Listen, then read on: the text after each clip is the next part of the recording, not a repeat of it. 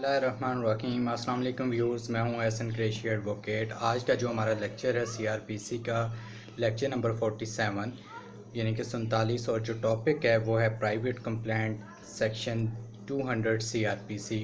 आज हम डिस्कस करेंगे। जैसा कि हमने पहले डिस्कशन की थी अपने एफआईआर के लेक्चर में कि जब कभी भी एफआईआर दर्ज नहीं की जाती तो उसके बाद अल्टरनेट रेमेडीज़ हमारे पास होती है। 22A में हम जाते हैं और सम टाइम हम अल्टरनेट रेमेडी के तौर पर जो है वो हम इस्तगासा उसका इस्तेमाल करते हैं और इस्तगासा दायर करते हैं इलाका मजिस्ट्रेट के सामने। अब इस्तगासा क्या है, इस्तगासा कैसे दायर किया जाएगा, उसके इंग्रेडिएंट्स क्या हैं, इसके ऊपर आज हम डिस्कशन करेंगे। इस्तगासा के लेक्चर को 3 लेक्चर्स में हम डिवाइड करेंगे। आज सिर्फ हम रेलिवेंट सेक्शन जिसके अंदर इस्तगासा की डेफिनेशन और 200 सीआरपीसी से 205 तक चूँकि सेक्शन है इस्तगासा के, तो आज हम रेलिवेंट सेक्शन जो जिसमें डेफिनेशन है यानी कि 4, 1H और 200 को आज हम डिस्कस करेंगे। उसके बाद फिर फर्दर सेक्शंस को कंप्लीट करेंगे और एंड पे इंशाल्लाह जो है नेक्स्ट लेक्चर जो होगा उसमें हम जो इस्तगासा के से मुतल्लिका इम्पोर्टेंट जजमेंट्स हैं वो हम डिस्कस करेंगे। की पॉइंट्स बना लेंगे, उसकी रोशनी में हम की पॉइंट्स की रोशनी में हम उसको डिस्कस करेंगे इस्तगासा को। सो हम स्टार्ट करते हैं। डेफिनेशन जो रेलिवेंट सेक्शन है डेफिनेशन की इस्तगासा से जो मुतल्लिक है वो है section 4 sub section 1 class H के अंदर इसकी डेफिनेशन है। डेफिनेशन को हम पढ़ें, कंप्लेंट की क्या तारीफ़ है, तो उसको अगर हम देखें तो उसको हम पढ़ लेते हैं।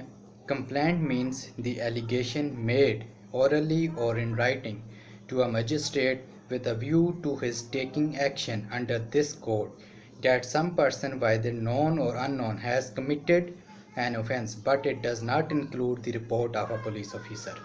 अब इसके अंदर 4 बातें हैं सिर्फ। पहली बात यह है कि जो कंप्लेंट होगी, इस्तगासा होगा, वो कोई शख्स किसी शख्स से मुतल्लिक, चाहे वो उसको जानता है या नहीं जानता। इस्तगासा औरली भी हो सकता है, ज़बानी भी हो सकता है, और ज़बानी चला जाए मजिस्ट्रेट के सामने फैक्ट्स बयान कर दे कि ये फैक्ट्स हैं, इस शख्स ने ये ऑफेंस कमिट किया है, या इन राइटिंग रिटन फॉर्म में भी हो सकता है। किसके सामने होगा? मजिस्ट्रेट के सामने। सो पहली बात कि इस्तगासा जो है मजिस्ट्रेट के सामने होगा और वो ज़ुबानी भी हो सकता है और तहरीरी शक्ल में भी हो सकता है। एक बात तो ये है। वो इस्तगासा क्यों दायर किया जाएगा? इसलिए दायर किया जाता है ताकि वो उस ऑफेंस जो कमिट किया है किसी शख्स ने, उसके हवाले से चूँकि इस्तगासा दायर किया जा रहा है तो उसके ऊपर मजिस्ट्रेट ताकि एक्शन ले, इसलिए दायर किया जाता है। ये दूसरी बात है। तीसरी बात, किस शख्स के हवाले से किया जाएगा? जिसने कोई ऑफेंस कमिट किया है, चाहे वो उस शख्स जो इस्तगासा दायर कर रहा है वो उस शख्स को जानता है या नहीं जानता, वो उस शख्स के हवाले से कंप्लेंट फाइल करेगा जिसने ऑफेंस कमिट किया है। ये तीसरी बात। चौथी जो बात है वो बड़ी अहम है कि जो पुलिस रिपोर्ट होती है वो इस्तगासा नहीं कराएगी। अब एक एफआईआर हुई, उसके बाद इन्वेस्टिगेशन हुई और 173 के तहत पुलिस रिपोर्ट जब सबमिट की जाती है मजिस्ट्रेट के सामने, तो वो जो रिपोर्ट है वो इस्तगासा नहीं कहलाएगा। ये इसके अंदर 4 बातें। पहली बात कि रिटन में भी हो सकता है, कोई भी शख्स मजिस्ट्रेट के सामने तहरीरी या ज़बानी तौर पर इस्तगासा दायर कर सकता है। कि क्यों दायर करता है? दूसरी बात उसके अंदर लिखी है ताकि वो मजिस्ट्रेट जो ऑफेंस कमिट किया गया है उसके हवाले से एक्शन ले। तीसरी बात, किसके ख़िलाफ़ किया जाता है? जिस शख्स ने, चाहे वो उसको जानता है या नहीं जानता, जिसने ऑफेंस कमिट किया है। चौथी बात कि जो पुलिस रिपोर्ट है जो वो इस्तगासा के ज़ुमरे में नहीं आएगी। सो ये तो डेफिनेशन हो गई इस्तगासा की। अब हम चलते हैं रेलिवेंट सेक्शन जो है वो 200 सीआरपीसी, उसके अंदर क्या लिखा गया। आज हम सेक्शन 200 सीआरपीसी को आज डिस्कस कर लेते हैं।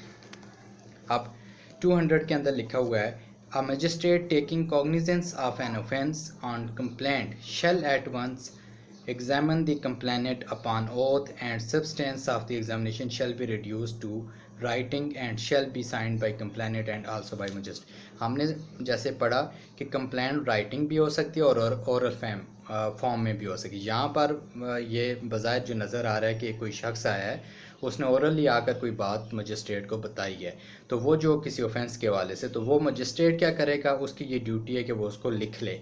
लिखने के बाद जो उसने बताया शख्स ने, उसको एग्ज़ामिन का यहाँ मतलब ये है कि वो उसकी जो स्टेटमेंट है उससे पूछेगा और वो लिख लेगा। लिखने के बाद मजिस्ट्रेट भी साइन करेगा, और वो जो मुस्तगीस है, जिसने बयान दिया है, जिसको एग्ज़ामिन किया गया, जिसने कंप्लेंट या मुस्तगीस ने जो कंप्लेंट जो इस्तगासा दायर करा है, उसके भी साइन लिए जाएंगे। यही बात इसके अंदर लिखी गई है। अब आगे आ जाता है इसकी प्रोवाइडेड एज फॉलोज। अब कुछ इसकी कि अब रिटन फॉर्म में अगर नहीं है तो वो लिख लेगा। अब आगे इसके एक्सेप्शन, अगर रिटन फॉर्म में है तो फिर क्या वो कर सकते हैं मजिस्ट्रेट, उसका तस्करा आगे है।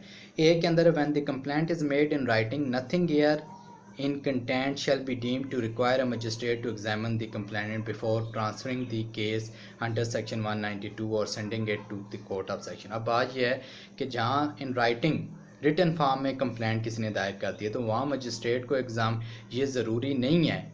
मजिस्ट्रेट के लिए इस सेक्शन के तहत क्या ज़रूरी नहीं है, nothing here in content shall be deemed to require a magistrate to examine the complainant, कि वो अब चूँकि ऑलरेडी रिटन फॉर्म में उसके सामने चीज़ आ गई है, तो अब उसको एग्जामिन करने की ये मैंडेटरी नहीं है कि वो दोबारा से उसको एग्जामिन करे, उसकी स्टेटमेंट लिखे। Before transferring the case under section 192, कि जी आप केस ट्रांसफ़र करने से पहले, चूँकि रिटन फॉर्म में आ गया है, तो उसके बावजूद वो केस ट्रांसफ़र करने से पहले जो है वो उसको दोबारा से वो कर ले, री एग्ज़ामिन कर ले, या वो ये रिक्वायर्ड नहीं है या मैंडेटरी नहीं होता। ये उस सूरत में मैंडेटरी होता है एग्ज़ामिन करना जब वो ओरली आया, तो ज़ाहिर बात है उसने लिखना है। उसको लिखने के बाद उससे भी साइन करवाएगा और ख़ुद भी मजिस्ट्रेट। जब एक चीज़ ऑलरेडी रिटन फॉर्म में आ गई, तो फिर उसको देखना चाहिए कि वो केस वो सुन सकता है या नहीं सुन सकता है, तो डायरेक्टली उसको ट्रांसफ़र कर देगा।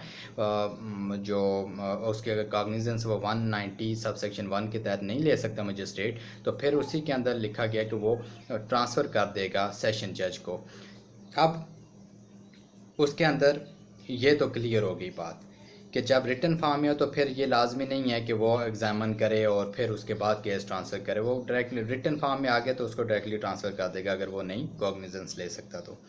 When the complaint is made in writing, nothing here in content shall be deemed to require the examination of a complainant in any case in which। अब आगे अगली बात वो कर रहा है।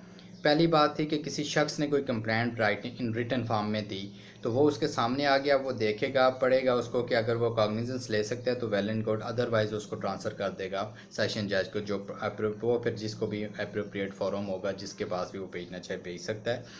अब नेक्स्ट है कि अगर किसी कोर्ट ने कोई कंप्लेंट या किसी पब्लिक ऑफिसर ने इन राइटिंग रिटन फॉर्म में कोई कंप्लेंट की है, तो उसमें भी जो है वो एग्जामिनेशन की ज़रूरत नहीं, क्योंकि उसमें भी रिटन फॉर्म में आ जाती है चीज़ सामने, सब्सटेंस ऑलरेडी रिटन फॉर्म में होता है, तो उसमें भी ज़रूरत नहीं है। वो कहता है in which the complaint has been made by court और बाय पब्लिक सर्वेंट।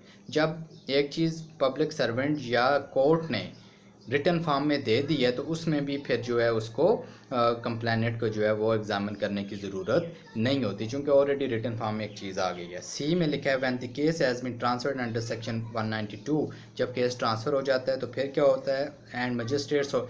अब इसके अंदर लिखा है सी के अंदर कि जब एक दफ़ा केस ट्रांसफ़र कर दिया और जिस कोर्ट ने ट्रांसफ़र किया है उसने ट्रांसफ़र करने से पहले एग्जामिन कर लिया है उस कंप्लेनेंट को, मुस्तगीज़ को, तो फिर जिसके पास ट्रांसफ़र किया जाएगा उसके लिए ज़रूरी नहीं है कि वो उसको दोबारा से री एग्जामिन करे।